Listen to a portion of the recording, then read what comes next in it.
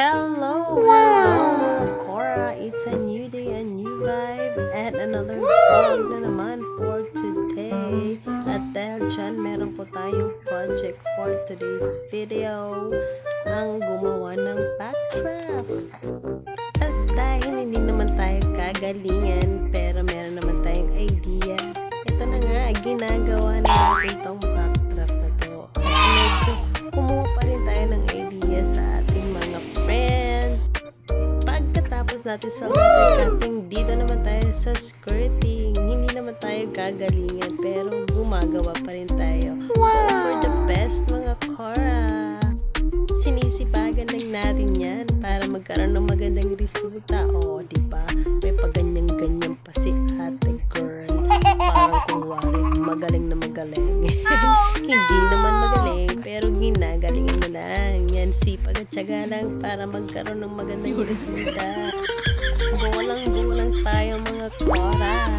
May pa-diamond design pa. O, diba? Parang may pang-painting ng bonggang-bongga yan. Kala mo pang at dito naman tayo sa may backdraft mismo. Nilalagyan natin yan ng parang cloth.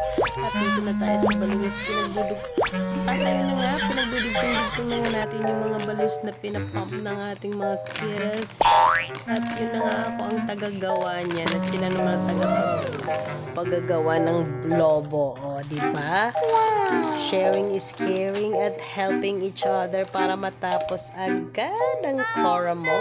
At ayun na nga, bumubongga-bongga na ng bongga na sobrang ating balloons. At yan, kinakabit na ni Mana Cora ang balloon at nakabuo na tayo ng pastan na balloon at nilalagyan pa natin ng mga konting-konting detaling mga balloons para magmukha na siyang Corby na balloon. O diba, ganyan ang kanyang resulta. Mukhang may pa-backtrack na nga ang Cora niyo. Pero at least, diba, may ganyan-ganyan na rin. Gumaganda-ganda ng ating design o decoration. Kala nyo naman magaling, pero hindi naman talaga.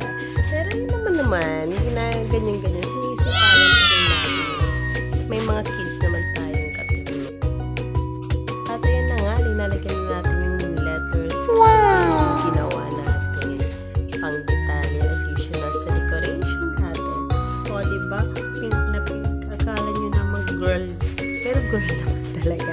Kaya pink na pink siya. Kaya yan. Wow, ang finished product. O, diba? Nalagyan ni Ate Cora. O, may pa-design pa ganyan. Diba? Kaya kung marunong kayo, mag-DIY na lang. Para bonggang-bongga. Kaya niyo yan, mga Cora. At yan na nga, Cora, ang ating finished product. At matatapos na rin ang ating video. Maraming salamat sa laging panonood. Please like and share and follow for more videos to come. Thank you for watching, mga Cora. Bye-bye for now.